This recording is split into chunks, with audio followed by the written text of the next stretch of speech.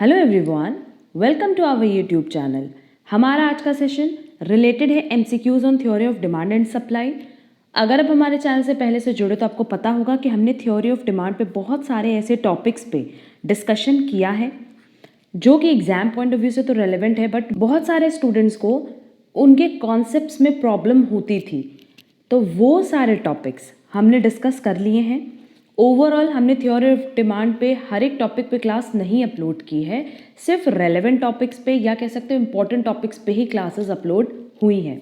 सारी क्लासेस के लिंक आपको डिस्क्रिप्शन बॉक्स में दी गई हैं और ये सारी क्लासेस इंपॉर्टेंट हैं हर एक कॉमर्स बेस्ड कॉम्पिटिटिव एग्जाम के पॉइंट ऑफ व्यू से। अभी जो एमसीक्यूज की क्लासेस हम अपलोड करेंगे तो कई सारी एमसीक्यूज की क्लासेस अपलोड करेंगे related to theory of demand and supply. आज के सेशन की पीडीएफ आपको हमारे टेलीग्राम चैनल पे मिल जाएगी और टेलीग्राम चैनल की लिंक आपको डिस्क्रिप्शन बॉक्स में दी गई है। तो चलो फिर जल्दी से अपना सेशन स्टार्ट करते हैं। हमारे पास सबसे पहला क्वेश्चन है, demand in economic sense means. अब डिमांड की बात करें ना तो डिमांड में हमेशा तीन चीज़ें देखी जाती हैं। पहला कि क्या हमारी डिज़ायर है किसी प्रोडक्ट को परचेज करने की। जैसे अगर आप शॉप पे गए और आपने शॉप पे देखा कि वहाँ पे फ्रूटी है तो आपका मन होना चाहिए कि आप वो फ्रूटी परचेज करो। डिज़ायर, आपकी इच्छा होनी चाहिए कि आप वो फ्रूटी परचेज करो। दूसरा एबिलिटी। एबिलिटी मतलब in the terms of money यहाँ बात हो रही है कि आप केपेबल हो कि वो फ्रूटी परचेज कर सको। लेट्स से वो मार्केट में 10 रुपीज़ की है तो आपके पास ये 10 रुपीज़ अवेलेबल होना चाहिए। एंड तीसरा विलिंगनेस। अब देखो कई बार क्या होता है कि हमारे पास 10 रुपीज़ होता है बट हम उसको इन्वेस्ट करने के लिए, पे करने के लिए रेडी नहीं होते। क्लियर? आप शॉप पे गए, आपने देखा कि फ्रूटी रखी है, आपको फ्रूटी परचेज करने का मन किया।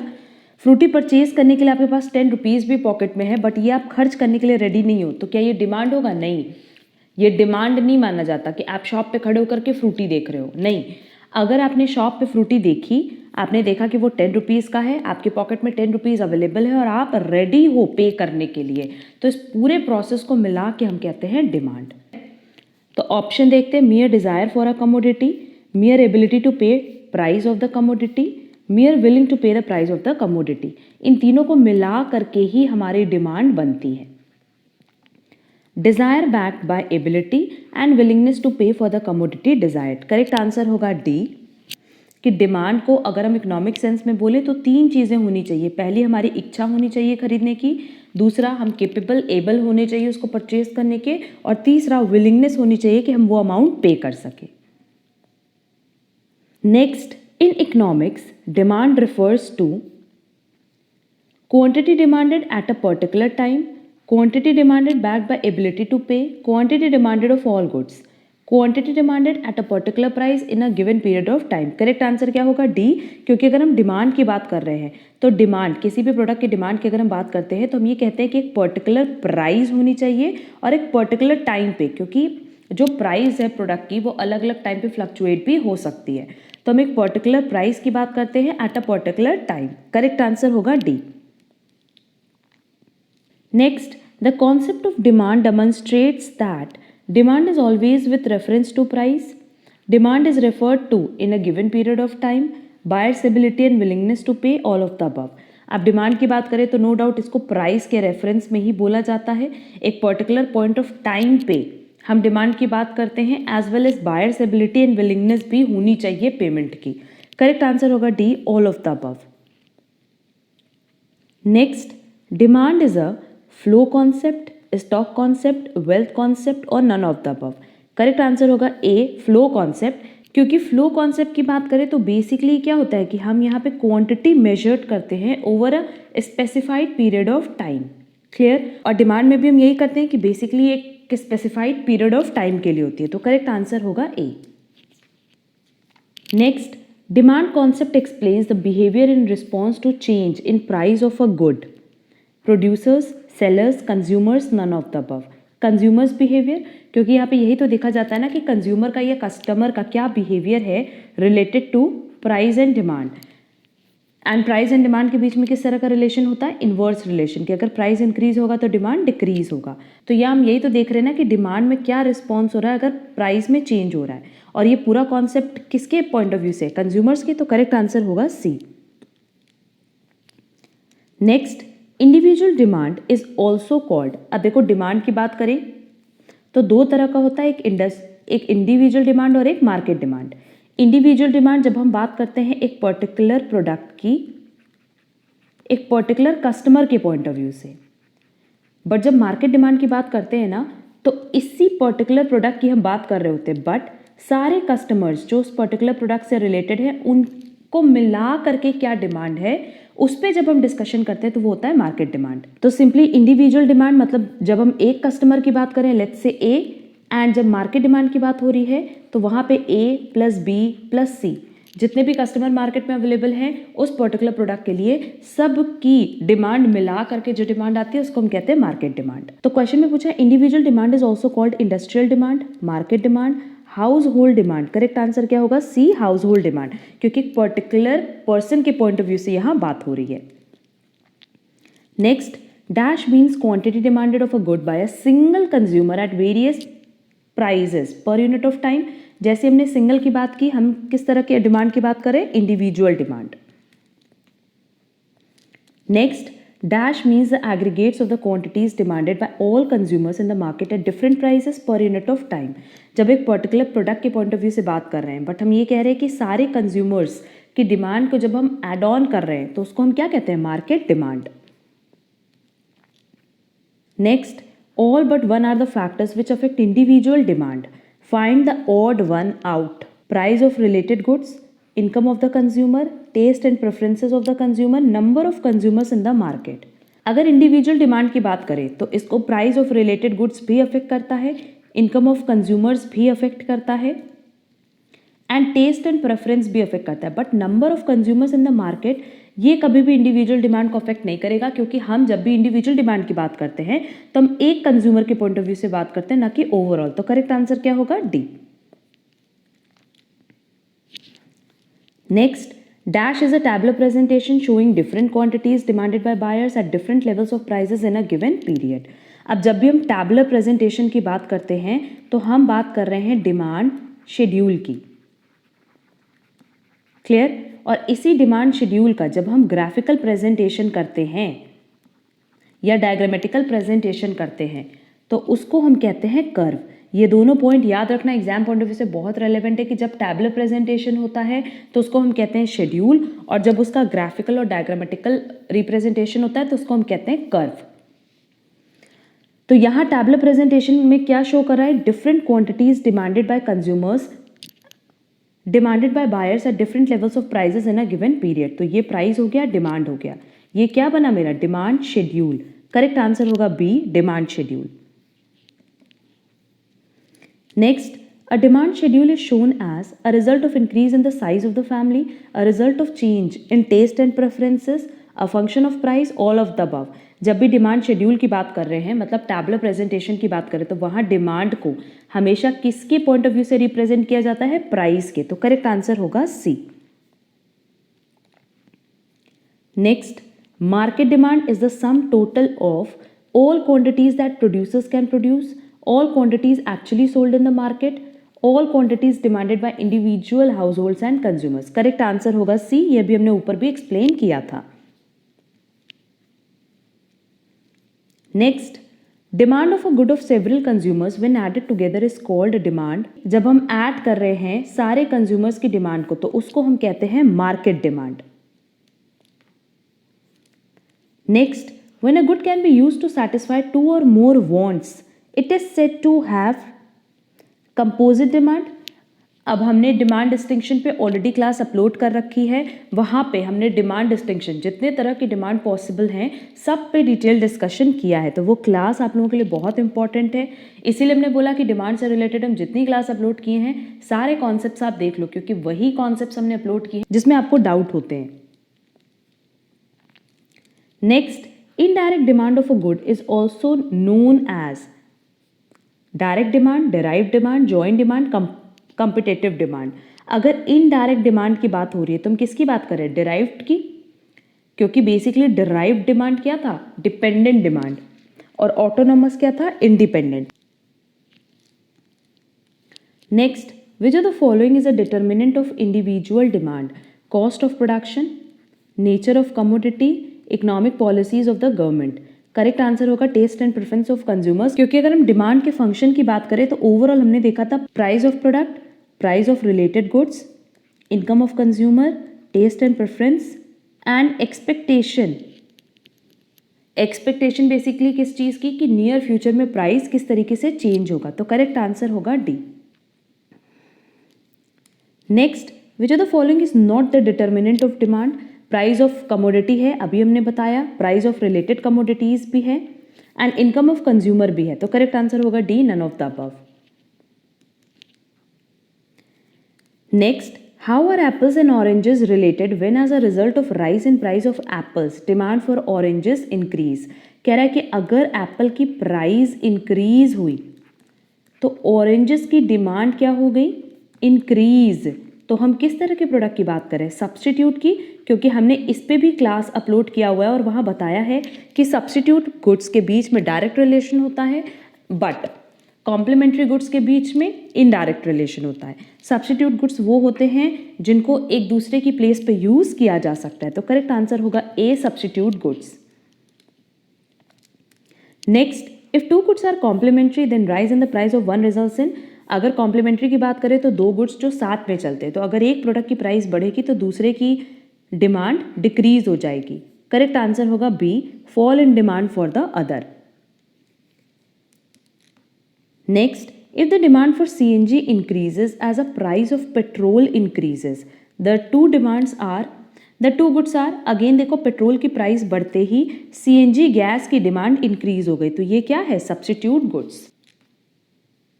Next, comforts lies between. अगर कंफर्ट की बात करें तो ये हमने कहा था कि जब ED इज इक्वल टू 1 होता है तो कंफर्ट होता है, इसके बाद आता है ED इज ग्रेटर देन 1 और पहले आता है ED इज लेस देन 1। इसका एग्जाम्पल हमने दिया था नेसेसरी गुड्स और इसका एग्जाम्पल दिया था लग्जरी गुड्स। तो कंफर्ट गुड्स किनके बीच में आता है, लग्जरी एंड नेसेसरी गुड्स के बीच में। तो करेक्ट आंसर होगा C, necessaries and luxuries. Next, when price of a commodity rises the demand for it contracts, क्योंकि अगर प्रोडक्ट की प्राइस इंक्रीज होगी तो डिमांड डिक्रीज होगी and vice versa. Next, when the price of petrol goes up, demand for two wheelers will। अब petrol की price अगर increase हो रही है और petrol and two wheelers basically complementary goods हैं, तो इसकी डिमांड क्या होगी, डिक्रीज। करेक्ट आंसर होगा बी, फॉल। ये सारे कॉन्सेप्ट हमने अच्छे से एक्सप्लेन किए हुए हैं, तो अगर आपने कॉन्सेप्ट सेशन कवर किया ना तो किसी भी टॉपिक में आपको कोई प्रॉब्लम नहीं होगी। Next, an increase in the income of a consumer has a dash effect on demand in general. अगर ओवरऑल बात करें तो जैसे ही कंज्यूमर की इनकम बढ़ती है प्रोडक्ट की डिमांड इंक्रीज हो जाती है। और ये बेसिकली हम किन गुड्स की बात कर रहे हैं, नॉर्मल गुड्स की। क्लियर, नॉर्मल गुड्स में हमारा कंफर्ट गुड्स भी आएगा, नेसेसरी गुड्स भी आएगा, as well as luxury goods भी आएगा। अगर इनकम का रिलेशनशिप देखा जाए विथ इंफीरियर गुड्स, तो इंफीरियर गुड्स के साथ कैसा रिलेशन है, इनवर्स। इस पे भी हमने डिटेल सेशन अपलोड किया हुआ है। तो ऑप्शन देखते हैं, no, negative, opposite, positive. Correct answer होगा D, positive. Next, the demand for scooter and petrol is an example of scooter and petrol. ये दोनों साथ में चलता है, कॉम्प्लीमेंट्री टाइप का गुड्स है, तो करेक्ट आंसर होगा joint demand. Next, dash goods are those goods which are used for the production of other goods. Producer goods, इस सब पे हमने डिटेल डिस्कशन किया हुआ है। Goods are those which are used for final consumption. Consumers goods, अब देखो इस पे हम डिटेल डिस्कशन नहीं करें क्योंकि डिमांड डिस्टिंक्शन में हमने ये सारे टॉपिक बहुत अच्छे से एक्सप्लेन किए हैं। Next, bread, milk, readymade clothes, TV etcetera are examples of consumers goods, क्योंकि ये रेडी टू कंज्यूम होते हैं। नेक्स्ट, the goods which cannot be consumed more than once like milk are known as non-durable goods. Correct answer होगा A. Next, dash goods meets only our current demand. अगर current demand की बात करें तो again इसका आंसर क्या होगा, non durable consumer goods, क्योंकि नॉन ड्यूरेबल कंज्यूमर गुड्स का मतलब होता है वो गुड्स जिसको आप सिर्फ एक बार कंज्यूम कर सकते हो। Next, the goods which can be consumed more than once over a period of time are known as durable consumer goods. ये सारे टॉपिक डिमांड डिस्टिंक्शन में जब हमने एक्सप्लेन किए थे तो वहाँ हमने एग्जाम्पल भी दिया था, और डिमांड डिस्टिंक्शन क्लास की लिंक आपको डिस्क्रिप्शन बॉक्स में दी गई है, तो वो क्लास वहाँ से ज़रूर कवर कर लेना। Next, when demand of any good depends upon the demand of another good, it is said to have demand। अगर दूसरे गुड्स के डिमांड पे वो डिपेंड कर रहा है तो वो किस तरह का गुड्स हुआ, डिराइव्ड, और अगर नहीं डिपेंड करता तो ऑटोनॉमस। करेक्ट आंसर होगा B, derived. Next, the total demand for steel in the country denotes dash demand. अब टोटल डिमांड हम किसकी बात करें, स्टील की, तो स्टील इंडस्ट्री की बात हो गई, और किसी पर्टिकुलर कंपनी की बात करते हैं तो वो कंपनी डिमांड हो जाती है, तो करेक्ट आंसर होगा A, industry. Next, if the demand for a product is independent of the demand for other goods, it is called autonomous demand. Next, if the construction activity in housing sector, infrastructure etc. rises, the demand for cement will। अब अगर building का construction बढ़ेगा तो no doubt cement की demand increase होगी, और यहाँ पे सीमेंट की डिमांड जो है वो किस तरह की डिमांड है, डिराइव्ड डिमांड। वो किस वजह से अराइज हो रही है, क्योंकि बिल्डिंग का कंस्ट्रक्शन इंक्रीज हो रहा है, तो करेक्ट आंसर होगा C. Next, demand for steel produced by Tata iron and steel company, particular company की बात कर दिया तो ये होगा company demand. Next, when demand for any good reacts immediately to price changes, income changes etcetera, it is said to have short run demand. Next, a relative price is. अब relative price की बात करें तो basically price expressed in terms of money, what you get paid for babysitting your cousin, the ratio one price to another equal to a money price. Relative price मतलब simply क्या होता है कि जहाँ पे हम रेशियो कैलकुलेट करते हैं एक प्राइस का दूसरे प्राइस से। करेक्ट आंसर होगा C. Next, the quantity demanded of a good और service is on the amount that consumer plan to buy during a given period at a given price. Firms are willing to sell. जब भी हम quantity demanded की बात करेंगे तो हम बात करते हैं कंज्यूमर पॉइंट ऑफ व्यू से, ना कि प्रोड्यूसर्स पॉइंट ऑफ व्यू से। A consumer would like to buy but may not be able to affordable. अगर क्वांटिटी डिमांडेड की बात करें तो पहले हमने बताया कि कंज्यूमर की डिज़ायर होनी चाहिए परचेज करने की, और साथ ही साथ वो अफोर्ड भी कर सके उस पर्टिकुलर प्रोडक्ट को। Is actually bought during a given period at a given price. Correct answer होगा A, consumer plan to buy during a given period at a given price. Next, Coca Cola and Thums Up are substitutes. Arise the demand in the price of Coca Cola. जैसे ही Coca Cola की जो price है वो increase होगी, arise होगी, वैसे ही थम्स अप की डिमांड क्या होगी, इंक्रीज हो जाएगी, and the quantity demanded of Thums Up also increase होगी, तो करेक्ट आंसर होगा A. Next, if the price of orange juice falls, the demand for apple juice will. अब प्राइस ऑरेंज जूस की क्या हुई, डिक्रीज हो गई, तो एप्पल जूस की डिमांड डिक्रीज हो जाएगी। क्यों, क्योंकि ये सब्स्टिट्यूट गुड्स और सब्स्टिट्यूट गुड्स सेम पैटर्न पे चलते हैं, मतलब उनके बीच में डायरेक्ट रिलेशन होता है, तो करेक्ट आंसर होगा B, decrease. Next, the demand for consumer goods is a demand direct, indirect, constant, company. Consumer demand क्या है, डायरेक्ट डिमांड है, क्योंकि आप उसको डायरेक्टली कंज्यूम कर सकते हो। If the price of inferior goods fall, the demand for them will. Inferior goods मतलब वो गुड्स होते हैं जो कि ऑलरेडी लो क्वालिटी प्रोडक्ट है, तो अगर उसकी प्राइस डिक्रीज हुई ना तो कंज्यूमर को लगेगा कि उसकी क्वालिटी और घट गई है, दैट इज उसकी क्वालिटी खराब हो गई है, तो उस केस में डिमांड डिक्रीज हो जाएगी, तो करेक्ट आंसर होगा B, fall. Next, the law of demand states that dash relation between demand and price of the commodity. Indirect relation, और हम कह सकते हैं inverse relation. Next, when total demand for a commodity whose price has fallen increases, it is due to। अब देखो यहाँ क्या चीज़ कह रहा है कि अगर कमोडिटी की टोटल डिमांड इंक्रीज होगी, किस वजह से, क्योंकि उसकी प्राइस फॉल हुई है, तो नो डाउट ये कौन सा इफेक्ट हुआ, प्राइस इफेक्ट, क्योंकि यहाँ पे डायरेक्टली किसका रिलेशन बोल रहा है, प्राइस एंड डिमांड का। Next, with a fall in the price of a commodity, consumers' real income increases, consumers' money income increases, consumers' real income falls, consumers' money income falls। जैसे ही commodity की price fall होती है वैसे ही consumer की real income, और हम कह सकते हैं परचेजिंग पावर, बढ़ जाती है, और इसी को हम क्या कहते हैं, income effect. Income effect and substitution effect पे भी हमने इंडिविजुअली क्लास अपलोड की है, क्योंकि इन दोनों कॉन्सेप्ट्स में भी हमने देखा है कि स्टूडेंट्स को डाउट होता है। Next, When we draw a market demand curve, we do not consider taste, incomes, and all prices. Assume that taste, income, and all other prices changes in the same way price changes. Assume that taste, income, and all other prices are irrelevant. Assume that taste, income, and all other price remains the same. अब देखो, जब भी market demand curve की बात करें या individual demand curve की बात करें तो हम ये कहते हैं कि डिमांड और प्राइस का क्या रिलेशन है, जबकि बाकी सारे फैक्टर्स को हम कांस्टेंट रखते हैं. तो करेक्ट आंसर क्या होगा? D. Next, all but one of the following are assumed to remain the same while drawing individuals' demand curve for a commodity. Which is it?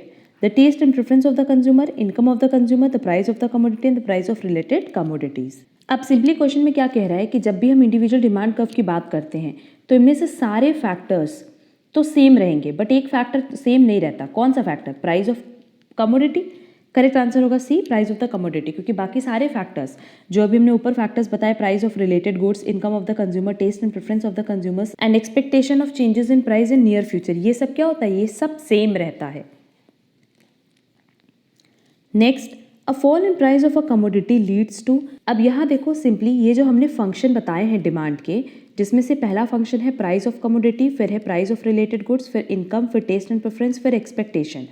तो इसमें हमेशा याद रखना कि जब डिमांड का रिलेशन हम प्राइस के साथ देखते हैं, उस केस में ना हमारा जो डिमांड कर्व है वो मूव करता है अपवर्ड और डाउनवर्ड. मतलब सेम डिमांड कर्व पे यही डिमांड कर्व रहेगा और इसी पे मूवमेंट होगी अपवर्ड और डाउनवर्ड. बट अगर हमारा प्राइस कांस्टेंट और बाकी सारे फैक्टर्स चेंज हो रहे हैं तो हमारा डिमांड कर्व शिफ्ट होता है आइदर राइटवर्ड और लेफ्टवर्ड. क्लियर? अब क्योंकि यहाँ पे क्वेश्चन में बोल रहा है प्राइस ऑफ अ कमोडिटी अगर डिक्रीज होती है, देख लेते हैं गिवन ऑप्शन में क्या दिया. अ shift in demand curve shift नहीं होता है. शिफ्ट कब होता है? जब प्राइस कांस्टेंट हो और बाकी फैक्टर्स में चेंज हो रहा हो. A rise in consumers real income, a fall in demand. अगर प्राइस फॉल हो रहा है तो डिमांड फॉल नहीं हो सकता. करेक्ट आंसर होगा बी, क्योंकि क्वेश्चन में कह रहा है कि अगर price of a commodity fall होगी तो नो डाउट कंज्यूमर की जो रियल इनकम है या हम कह सकते हैं परचेजिंग पावर है वो इंक्रीज हो जाती है. क्यों? क्योंकि वो उसी पर्टिकुलर से क्योंकि वो उतनी ही इनकम पे ज़्यादा परचेज कर पाएगा. तो करेक्ट आंसर होगा B. Next, if a fall in price of Y results in a decrease in the sale of X, the two goods appear to be substitute goods. Which of the following is not a complementary good for pen, rice? Next, dash goods are the goods which can be used with equal case in place of each other. Substitute goods. Next, which of the following pairs of goods are an example of substitutes? Tea and sugar ये complementary है, tea and coffee ये substitute है, pen and ink complementary है, shirt and trouser complementary है. तो correct answer होगा B. Next, when the price of a substitute of good X falls, the demand for good X.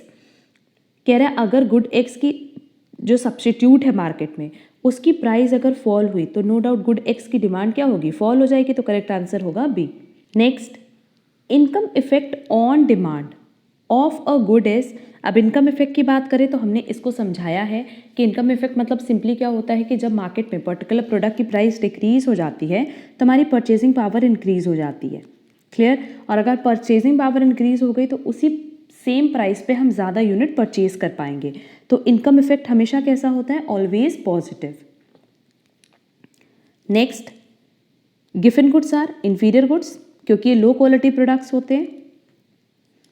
Next, as a consumer's income increases the demand for necessaries of life will increase dash to the increase in income. अगर income increase होगी तो जो necessary item है उनकी demand तो increase होगी क्योंकि income and demand में किस तरह का रिलेशन है? Direct relation. बट हमने ये बताया था कि अगर इनकम 10% से इंक्रीज होगी तो डिमांड सिर्फ 5% से इंक्रीज होगी in the case of necessary goods. तो करेक्ट आंसर होगा A, less than proportionate. Next, as a consumer's income increases the demand for luxuries will increase to the increase in income. अब जैसे income increase होगी luxurious item की जो demand है वो भी इंक्रीज होगी बट मोर देन प्रोपोर्शनेट. मतलब सिंपली अगर इनकम 10% से इंक्रीज होगी तो डिमांड 15% से इंक्रीज होगी. Next, during boom period in economy the demand for goods in general rises क्योंकि हम यहाँ पे किसकी बात करें? नॉर्मल गुड्स की. Next, larger the size of population of a country dash is the demand for goods and services in general higher. Next, In case a consumer expects a steep rise in price of potatoes in future, his current demand for it will. अब आपको पता है कि जो potato की price है near future में बढ़ने वाली है, तो आप आज इसे उसका डिमांड इंक्रीज कर दोगे, तो करेक्ट आंसर होगा C. Next, all but one of the goods demand is not affected by changes in weather conditions. अब इसमें जितने भी आइटम हैं सब तो वेदर कंडीशन पे डिपेंड करते हैं, जैसे ice cream, woollen clothes, cold drink, but wheat नहीं करता. वीट की अगर बात करें तो ये 12 मंथ्स इसकी डिमांड मार्केट में रहती है, तो करेक्ट आंसर होगा D. Next, if the government increase the rate of indirect taxes on goods and services, the demand for them will in general fall. क्योंकि अगर इनडायरेक्ट टैक्सेस का रेट इंक्रीज होगा तो नो डाउट प्रोडक्ट का price increase हो जाएगा, और अगर प्राइस इंक्रीज होगा तो डिमांड फॉल होगी. Next, if the government reduces a tax on any product, the demand for the product dash in the short run. तो प्रोडक्ट की डिमांड शॉर्ट रन में क्या होगी, इंक्रीज होगी. क्यों? क्योंकि जैसे ही टैक्स रिड्यूस होगा प्राइस डिक्रीज होगी, और प्राइस डिक्रीज होगी तो डिमांड इंक्रीज होगी, तो करेक्ट आंसर होगा A. Next, salt, matchbox etcetera are dash goods as ED is equal to 0. हमने ईडी इज इक्वल टू 0 का जब कॉन्सेप्ट बताया था तब एग्जाम्पल यही दिया था, सॉल्ट, मेडिसिन, मैच बॉक्स, और ये सारे किस तरह के गुड्स हैं, न्यूट्रल, तो करेक्ट आंसर होगा A. Next, if quantity demanded of good X is plotted against the price of it substituted good Y, the demand curve will be. अब जब भी बात आएगी सब्स्टिट्यूट गुड्स की तो नो डाउट हमें पता है कि यहाँ पे डायरेक्ट रिलेशन होगा, और डायरेक्ट रिलेशन होगा तो सिंपली पॉजिटिवली स्लोप्ड होगा, तो करेक्ट आंसर होगा B, positively sloped. Negatively sloped होगा कॉम्प्लीमेंट्री गुड्स में. Vertical straight line, vertical straight line की बात करें तो ईडी इज इक्वल टू 0, और हॉरिजॉन्टल की बात करें तो ED is equal to infinity. Next, during boom period in economy the demand for goods in general rises. Next, in case of normal goods the income effect is. अगर normal goods की बात करें तो normal goods के case में income effect positive होगा, क्योंकि income effect मतलब सिंपली जब प्रोडक्ट की प्राइस डिक्रीज होती है. अब प्रोडक्ट की प्राइस डिक्रीज होगी तो परचेसिंग पावर बढ़ जाएगी, तो नॉर्मल गुड्स के लिए इनकम इफेक्ट हमेशा कैसा होगा, positive. Next, income effect on demand of a good is positive for normal goods, always positive, negative for normal goods, always negative. Again income effect की बात करें तो इसमें हमारी परचेजिंग पावर इंक्रीज होती है, तो गुड्स की जो डिमांड है वो हमेशा क्या होगी, पॉजिटिव, तो करेक्ट आंसर होगा B. Next, the law of demand is explained by cardinal approach as well as ordinal approach. Correct answer होगा C, both A and B. क्योंकि कार्डिनल अप्रोच मतलब सिंपली जब हम बात करें law of diminishing marginal utility की, and ordinal approach मतलब simply जब हम बात करें इंडिफरेंस कर्व की. Next, the law of demand refers to functional relation between price and demand. Next, the term ceteris paribus in the law of demand means, ceteris paribus मतलब होता है other things remaining the same. तो अगर law of demand की बात करें तो यहाँ प्राइस एंड डिमांड, अगर डिमांड ऑफ एक्स है तो प्राइस ऑफ एक्स की बात कर रहे हैं, इन दोनों के बीच का रिलेशन देखते हैं, और बाकी सारे फैक्टर्स क्या होते हैं, constant. All factors except one remain constant. Correct answer होगा A. Next, which of the following is a variable and influencing factor in the law of demand. Again law of demand की बात करें तो इसके लिए सिर्फ एक ही फैक्टर अफेक्ट होगा, प्राइस ऑफ द गुड, तो करेक्ट आंसर होगा डी. बाकी तीन देखें, consumer's income, consumer's taste and preference, price of related goods, तो ये तीनों ही कांस्टेंट होता है. Next, the phrase other things being equal in the law of demand means income of the consumers remain unchanged, price of related goods remain unchanged, taste and preference of consumers remain unchanged. Correct answer होगा D, all of the above. क्योंकि law of demand में product की price change होती है, उसके basis पे हम demand का डेरिवेशन करते हैं, और बाकी सारे फैक्टर्स क्या होते हैं, constant. Next, the total effect of price change of a good is substitution effect plus income effect. इस पे हमने ऑलरेडी डिस्कशन किया हुआ है. Next, substitution effect subscribes to the inverse relation between price and commodity in case of normal goods only, inferior goods only, normal and inferior goods both, none of the above. Correct answer होगा C, normal and inferior goods both. क्योंकि देखो substitution effect में हमने बताया था कि अगर एक प्रोडक्ट की प्राइस इंक्रीज होगी तो दूसरे प्रोडक्ट की डिमांड इंक्रीज होगी। क्लियर? बट क्वेश्चन में हमसे क्या कह रहा है कि प्राइस भी एक्स की है, क्वांटिटी भी एक्स की है, तो जैसे ही एक्स की प्राइस इंक्रीज होगी वैसे ही डिमांड एक्स की क्या होगी, डिक्रीज, एंड वाई की डिमांड इंक्रीज हो जाएगी। क्यों? क्योंकि यहाँ पे सब्स्टिट्यूट गुड्स की बात कर रहा है। क्लियर? तो ये जो सब्स्टिट्यूशन इफेक्ट है ये हर एक तरह के गुड्स में एप्लीकेबल होगा। करेक्ट आंसर होगा C, normal and inferior goods both. Next, income effect does not subscribe to the inverse relationship between price and quantity in case of inferior goods। क्योंकि देखो इनकम इफेक्ट में simply हमने क्या कहा था कि हमारी परचेजिंग पावर इंक्रीज हो जाएगी, बट स्टिल जो प्रोडक्ट की प्राइस और डिमांड है उनके बीच में कैसा रिलेशन होता है, इनवर्स। बट जब हमारी इनकम इंक्रीज होती है एंड पर्टिकुलर प्रोडक्ट की प्राइस इंक्रीज हो जाए तो उसकी डिमांड भी इंक्रीज होगी। ऐसा कब होता है? जब हम बात कर रहे हैं इंफीरियर गुड्स की। और इनकम इफेक्ट में सिंपली हमसे क्या कह रहा है कि हमारी परचेजिंग पावर बढ़ेगी, ना कि real income. Next, life saving medicine has simply ED is equal to क्या होगा, 0, और हम कह सकते हैं परफेक्टली इनइलास्टिक। तो करेक्ट आंसर होगा D. Next, the law of demand is a statement positive, normative, descriptive, both A and C. Simply positive statement मतलब जैसे हमें पता होता है कि अगर प्राइस इंक्रीज होगी तो डिमांड डिक्रीज होगी एंड वाइस वर्सा, कि ऐसा ही होगा। बट नॉर्मेटिव मतलब क्या होना चाहिए इस पे बात करते हैं। क्लियर? एंड डिस्क्रिप्टिव का मतलब भी पॉजिटिव ही होता है। इसीलिए करेक्ट आंसर क्या होगा, डी, बोथ ए एंड सी। क्यों? क्योंकि लॉ ऑफ डिमांड में हमें पता होता है कि प्राइस एंड डिमांड किस तरह से रिएक्ट करेंगे। प्राइस अगर इंक्रीज होगा तो डिमांड कैसे रिएक्ट करेगा, प्राइस अगर डिक्रीज होगा तो डिमांड कैसे रिएक्ट करेगा। Next, dash refers to the effect of change in the price of a product on the consumer's purchasing power. Real income effect. Next, when the price of thumbs up falls, other things being constant, buyers substitute thumbs up for Coca-Cola. ये क्या है? Substitution effect. Next, dash refers to the buyer's reaction to a change in the relative prices of two products, keeping the total utility constant. Consumer surplus, income effect, substitution effect, none of the above. अब देखो question में क्या कह रहा है कि जो buyers का रिएक्शन है to a change in the relative prices of two products keeping the total utility constant. तो हमें पता है कि अगर टी की प्राइस इंक्रीज हुई तो लोग कॉफ़ी की तरफ स्विच कर जाएंगे, बट अगर इन दोनों को मिला करके टोटल यूटिलिटी देखें तो वो हमेशा कांस्टेंट आएगी। जो टोटल कंजम्पशन है वो क्या आएगा, टोटल सेटिस्फैक्शन हमेशा कांस्टेंट आएगा। तो करेक्ट आंसर होगा C, substitution effect. Next, the law of demand can be explained by law of diminishing marginal utility as well as indifference curve. Correct answer होगा C, both A and B. Next, all demand curves but one indicates same elasticity of demand at all their points.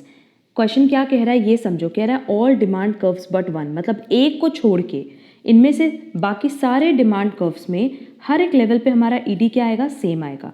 जैसे horizontal straight line demand curve की बात करें तो horizontal straight line ये है, हर एक level पे ईडी क्या आएगा, इन्फिनिटी, सेम आएगा, इन्फिनिटी ही वैल्यू आएगी। Vertical straight line demand curve की बात करें तो ये हो जाएगा ईडी इज इक्वल टू 0। आप किसी भी लेवल पे देखो, किसी भी पॉइंट पे देखो, ईडी क्या आएगा, 0। रेक्टेंगुलर हाइपरबोला मतलब ईडी इज इक्वल टू 1, कि आप किसी भी पॉइंट पे डिमांड कर्व के किसी भी पॉइंट पे देखो तो अगर प्राइस 10% से चेंज हो रहा होगा तो डिमांड भी 10% से चेंज हो रहा होगा। बट अगर रिलेटिवली इलास्टिक डिमांड कर्व की बात करें that is ED is greater than 1 की, तो यहाँ कह रहा है कि अगर प्राइस 10% से चेंज होगा तो डिमांड 15% से चेंज होगा, अगर प्राइस 10% से चेंज होगा तो डिमांड 18% से चेंज होगा। तो डिमांड कर्व पे किसी भी पॉइंट पे अगर आप बात करो तो इतना पता होता है कि ईडी इज ग्रेटर देन 1 होगा, बट प्राइस और डिमांड के बीच में जो चेंजेस है वो डिफर कर सकता है। बट बाकी तीनों ही केसेस में, ए बी डी के केस में क्या होगा, किसी भी पॉइंट पे आप देखोगे डिमांड कर्व पे तो वैल्यू एग्जैक्टली सेम आएगी। तो करेक्ट आंसर होगा C. Next, the point where the downward sloping straight line demand curve intercept the horizontal axis, price elasticity of demand is dash because price at the point is dash. यहाँ एक dash है, यहाँ एक dash है। Simply देखो question पे क्या कह रहा है कि ये इंटरसेप्ट कहाँ कर रही है, हॉरिजॉन्टल एक्सिस पे। ये इस तरीके से कुछ बनेगा और ये हॉरिजॉन्टल एक्सिस है। अब सिंपली यहाँ पे ईडी क्या आता है, 0। तो करेक्ट आंसर होगा A, that price elasticity of demand is 0 because price at the point is 0. Clear? ये क्वांटिटी शो करा है और ये प्राइस, तो इस लेवल पे क्या है, हमारा प्राइस भी 0 होगा. तो करेक्ट आंसर होगा A. Next, downward slope of the demand curve shows. Downward sloping क्या शो करता है कि जो डिमांड और प्राइस है इसके बीच में इन्वर्स रिलेशन है. करेक्ट आंसर होगा B, inverse relationship between price and quantity demanded. अगर पॉजिटिव रिलेशनशिप होता तो अपवर्ड स्लोपिंग होता. Clear? Next, in case of normal goods demand curve shows. अगर नॉर्मल गुड्स है तो उस केस में डिमांड कर्व हमेशा कैसा होगा, नेगेटिव स्लोप. इस तरीके से downward sloping. Next, law of demand fails in case of. Normal goods में तो कभी फेल नहीं होता, given goods and inferior goods में फेल होता है. क्यों? क्योंकि अगर उसकी प्राइस इंक्रीज होती है ना तो डिमांड भी इंक्रीज हो जाती है. Given goods and inferior goods के केस में प्राइस एंड डिमांड के बीच में डायरेक्ट रिलेशन होता है, ना कि इनडायरेक्ट और inverse. Next, in case of Giffen's paradox the slope of the demand curve is positive. क्यों? क्योंकि ये अपवर्ड स्लोपिंग बनता है. जैसे जैसे प्राइस इंक्रीज होगी वैसे वैसे डिमांड भी इंक्रीज होती है.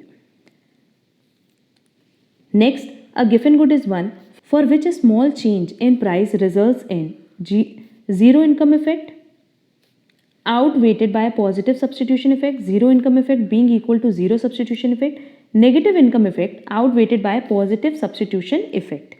क्योंकि गिवन गुड में अगर थोड़ा सा भी प्राइस चेंज हुआ, फॉल हुआ ना, तो डिमांड तुरंत क्या होती है, डिक्रीज हो जाती. और अगर इनकम के पॉइंट ऑफ व्यू से देखें तो जैसे ही हमारी इनकम इंक्रीज होती है हम इसकी डिमांड क्या करते हैं, डिक्रीज कर देते हैं. तो इनकम और डिमांड के बीच में किस तरह का रिलेशन होगा, फॉर गिवन गुड नेगेटिव. क्योंकि गिवन गुड मतलब लो क्वालिटी प्रोडक्ट होता है और लो क्वालिटी प्रोडक्ट के लिए हम ये मानते हैं कि अगर हमारी इनकम बढ़ जाएगी तो हमें लो क्वालिटी प्रोडक्ट कंज्यूम करने की ज़रूरत नहीं है. और अगर मार्केट में मान लो लो क्वालिटी प्रोडक्ट की प्राइस इंक्रीज हो गई ना तो हमें लगता है कि उसकी क्वालिटी इंप्रूव हो गई, इसीलिए हम उसकी डिमांड इंक्रीज कर देते हैं. Next, the law of demand indicates the direction of change in demand of a commodity. Correct answer होगा A. Next, in case of given goods demand varies with the price directly. Next, analysis of the relationship between demand of a commodity and prices of related commodities is. जब भी हम related commodities की बात करेंगे तो हम किसकी बात करें, क्रॉस डिमांड एनालिसिस की. Next, Dash observed that when the price of inferior goods fall the demand for such goods also fall. Adam Smith, doctor Alfred Marshall, Ragnar Frisch और sir Robert Giffen. Correct answer होगा D, sir Robert Giffen. क्योंकि यहाँ पे inferior goods या Giffen goods की बात कर रहे हैं और गिफिन गुड्स का कॉन्सेप्ट किसने दिया है, सर रॉबर्ट गिफिन्स ने. Next, the law of demand was propounded by dash in his book principles of economics, doctor Alfred martial. Next, the tendency of low income group to imitate the consumption pattern of high income group is known as dash effect, demonstration effect. आप देखो ये जो different types of effect है इस पे भी हमने discussion किया है कि डेमोन्स्ट्रेशन इफेक्ट क्या होता है, वेबलिन इफेक्ट क्या होता है, स्नॉब इफेक्ट क्या होता है एंड बैंडवैगन इफेक्ट क्या होता है. अगर अभी तक वो क्लास आपने नहीं की है तो उसकी लिंक आपको डिस्क्रिप्शन बॉक्स में मिल जाएगी, वो क्लास आप ज़रूर से कवर कर लेना. Next, the law of demand is applicable for normal goods. Next, when price changes and proportionate change in market demand is more than proportionate change in individual demand implies that the market demand curve is dash than the individual demand curve. ये हमेशा किस तरह से बनता है, flatter बनता है. Individual demand curve अगर इस तरीके से बनेगा तो मार्केट डिमांड कर्व आप देखना हमेशा इस तरीके से फ्लैटर बनता है. तो करेक्ट आंसर होगा B, flatter. Next, an increase in consumers' income will increase demand for a dash but decrease demand for a dash. अगर कंज्यूमर की इनकम बढ़ेगी तो नॉर्मल गुड्स की डिमांड इंक्रीज हो जाएगी एंड इन्फीरियर गुड्स की demand decrease हो जाएगी. तो करेक्ट आंसर होगा B, normal goods, inferior goods. आज का हमारा लास्ट क्वेश्चन है, when the quantity of a good that a buyer demands rises when there is growth of purchases by other individuals such an effect is called bandwagon effect. अब देखो ये जो overall 100 questions हमने आज discuss किए हैं, 100 MCQs हमने discuss किए हैं, ये सारे questions exam point of view से बहुत रेलिवेंट है। आप CA foundation, CMA foundation, UGC NET, MCom entrance exam, BCom entrance exam, SSC CGL, किसी भी कॉमर्स बेस्ड कॉम्पिटिटिव एग्जाम की बात करो जहां थ्योरी ऑफ डिमांड इंक्लूड करता है हमारे सिलेबस में, वहाँ ये सारे क्वेश्चंस बहुत रेलेवेंट हैं। बहुत बार क्या होता है कि आप लोगों को कॉन्सेप्ट क्लियर नहीं होता है डिमांड एंड सप्लाई का, इसीलिए हमने कुछ कॉन्सेप्ट क्लासेस भी अपलोड की हैं। बट अगर आप चाहते हो कि कुछ और कॉन्सेप्ट क्लास हम अपलोड करें तो आप कमेंट बॉक्स में ज़रूर कमेंट करके बताना कि किस टॉपिक में थ्योरी ऑफ डिमांड से रिलेटेड आपको प्रॉब्लम है, सो दैट हम उसका कॉन्सेप्ट क्लास अपलोड कर पाएँ। अब कॉन्सेप्ट समझाने का सबसे बड़ा बेनिफिट ये होता है कि एमसीक्यूज़ में हमें बहुत ज़्यादा एक्सप्लेन नहीं करना पड़ता है और बहुत ही ईजिली आप उसका आंसर क्रैक कर पाते हो। इसी तरीके से हम और भी एमसीक्यूज़ क्लास अपलोड करेंगे related to theory of demand. तो अगर आप हमारे चैनल पे नए हो तो चैनल सब्सक्राइब ज़रूर कर लेना, सो दैट आगे की क्लासेस की नोटिफिकेशन आपको टाइमली मिल पाए। एंड अगर आपको हमारा आज का क्लास पसंद आया है तो वीडियो को लाइक ज़रूर करना एंड ज़्यादा से ज़्यादा फ्रेंड्स के साथ शेयर करना। हम लोग मिलेंगे हमारी नेक्स्ट क्लास में जहाँ हम लोग कुछ और क्वेश्चंस पे डिस्कशन करेंगे related to theory of demand. आज के लिए बस इतना। Thank you so much.